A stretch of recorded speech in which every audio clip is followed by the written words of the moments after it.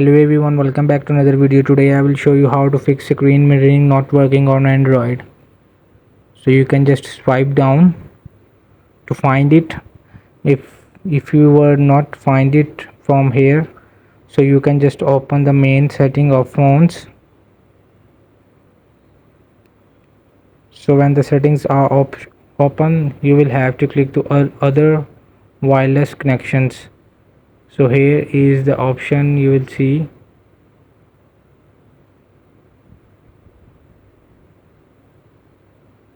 To attach with screencast, so make sure when you will attach connected this device to your smart TV, your battery is above 250 and your Wi-Fi or cellular data is strong.